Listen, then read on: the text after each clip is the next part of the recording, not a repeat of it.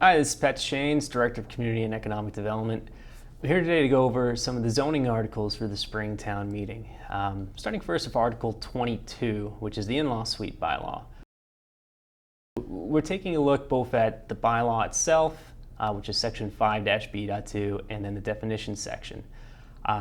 Within the bylaw, there's a proposed change to improve the definition, as well as expand by adding a purpose section, and then also taking a look at the requirements section. So you'll notice in, I guess it's also renumbered because of the addition of the purpose section, but the former section C and currently being proposed as section D requirements, we looked at expanding those, providing a little more clarity to what was there, as well as addressing elements that weren't there, such as parking, the amount of bedrooms allowed per unit, and things dealing with an explanation of like utilities and so forth. So those are really the bulk of the changes within the bylaw itself. Within the definition section, we expanded on the definition of what an in-law suite bylaw is, and you'll notice some of the change involves adding the language of a kitchen or kitchenette. That's really the threshold that goes from what would be an addition if you were just adding, say, a bedroom or a bathroom, to what we consider as an in-law suite. So that kitchen is really that predominant factor that needs to be included in the definition. We also added a definition for a third degree of kinship, which is spelled out in the bylaw itself. Being that it's an in-law suite use, that third degree of kinship is something that is specific for this use, and so we want to make sure that that was adequately defined within the bylaw. You'll notice too in the warrant there's a proposed change to go from special permit for the use to by right. While that was the original intention by the select board, who are the group sponsoring the article, there was a recent revised substitute motion to propose removing that section, and instead keeping it as a special permit, not touching the table of use, and instead just making the proposed changes that I addressed earlier, of just changes within the bylaw, specifically the requirements section, adding a purpose section, and then elaborating on the definitions that are within the bylaw. Article 23 takes a look at just removing subsection 2.7 dealing with subdivision phasing. This zoning bylaw itself is kind of a holdover from when the town also included open space residential development. It's no longer utilized by the planning board, and so rather than extend it or modify it, it's more practical to remove it in its entirety, as it's just no longer a practice that's utilized within the town for subdivisions. Article 24 is pretty simple in the sense of what we're proposing is decreasing the appeal window for site plan review. Currently, for site plan review, our bylaws indicate a 30-day appeal window, whereas the proposal is to go to a 20-day appeal window.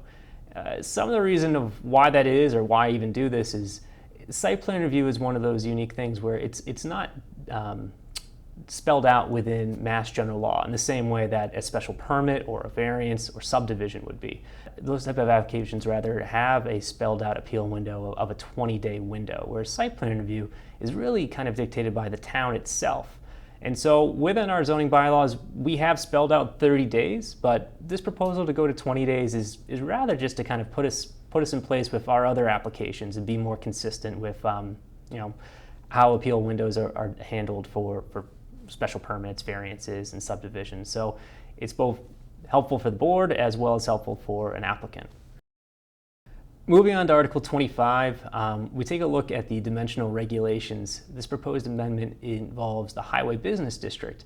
The proposal is to increase the max height from 45 feet to 55 feet, but no more than 5 stories, and decrease the side yard setback from 40 feet to 25 feet. The proposal has to do with looking forward and towards redevelopment along the Highway Business District. For those that may be unfamiliar, the Highway Business District is the parts of the town that intersect Route 1. So this is a vital commercial corridor for the town, and looking in terms of how it's best utilized both within Walpole as well as surrounding areas, these proposed changes we thought would be more of a modest approach to thinking of allowing for additional uses and expanding the possibility of what can be done on the highway business district, but also being still modest and in keeping with Walpole and Walpole's character. So we didn't want to look like another town, but we also want to have proposed changes that are, do encourage new use and future redevelopment. In Article 26, we take a look at garaging capacity of vehicles within residential zoning districts. The current zoning bylaws have a requirement of no more than 3 residential vehicles, including no more than 1 commercial vehicle. Our proposal is just to simply raise that number to 4 residential vehicles and no more than 1 commercial vehicle. So the reasoning with this is really to just be more consistent with current practices, as well as more accommodating for larger households. I'd like this time to go over Articles 27 and 28, which seek to allow a 2-family detached use and 3-family detached use by right, rather than through a special permit as is currently written within our zoning bylaws. The thought process behind these proposed amendments has to do with a few different factors. For one, we want to encourage diversity within the town's housing stock that can fit the needs of all residents. Both uses are already allowed in the general residence district, which is also the only district in town that allows for these residential housing types. So nothing would change when it comes to the character of the general residential district overall. Both uses are also regulated beyond the existing minimum lot area required for the zoning district. In the GR zoning district, the minimum lot area requirement for a new single-family dwelling is 15,000 square feet, whereas a 2-family dwelling requires a minimum of 20,000 square feet, and a 3-family dwelling requires a minimum lot area of 30,000 square feet. Both these uses must also already have access to sewer as well. Moving away from a special permit requirement for 2- and 3-family residential and allowing the use by right can help facilitate the process of redevelopment. Much of the general residence district is also already developed, and many of the existing parcels do not meet the minimum lot area required for either a new 2-family or 3-family use. In fact, approximately 1,329 parcels are within the GR district, of which only about 10% are between 20,000 and 30,000 square feet, and only 8% are over 30,000 square feet. In the event turnover happens, allowing the use in this district to occur by right provides a more straightforward process through conventional building permits, provided that the property meets the applicable dimensional requirements. In Article 29, the proposed amendment seeks to establish a residential parking scale based upon bedroom count for mixed-use developments within the central business zoning district.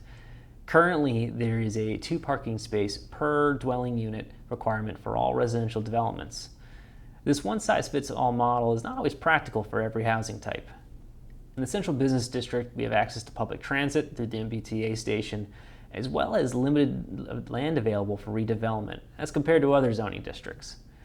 The housing type that is allowed within this district, which is mixed use, also tends to lean towards smaller bedroom counts as compared to something you'd find in other residential districts.